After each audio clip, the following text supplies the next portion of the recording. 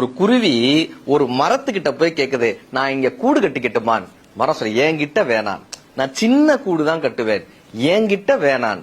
இல்ல நான் ரொம்ப வெயிட் எல்லாம் கிடையாது, நான் சின்னதா ஒரு கூடு கட்டி, என்கிட்ட நீ கூடு கட்டாத, வேற ஏதாவது ஒரு மரத்தை போய் பாரு, என்கிட்ட வேணான்னு அந்த மரம் சொல்லுது. இப்ப இந்த குருவி ரொம்ப வருத்தத்தோட இன்னொரு மரத்துல போய் கூடு கட்டுது.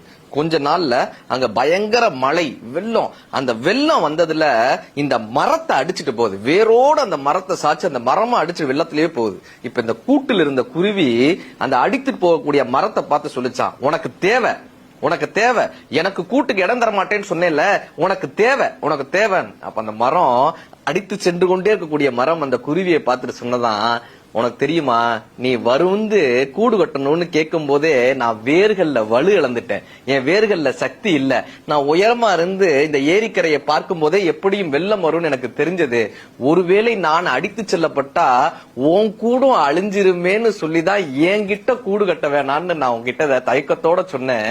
உனக்கு வேணான்னு சொல்றதுக்காக இல்ல, நான் வலுவிழந்துட்டேன்ற காரணத்தினாலும் என்னால் நீ அழிந்து விடக்கூடாதுன்ற காரணத்தினாலும் தான் நான் வேணான்னு சொன்னேன்னு அந்த மரம் சொன்னிச்சாங்க. என்னைக்குமே ஒரு பிரச்சனை வரும்போது அடுத்தவர்கள் பக்கம் இருக்கக்கூடிய நியாயங்களை புரிந்து கொள்ள முயற்சி செய்யுங்கள்.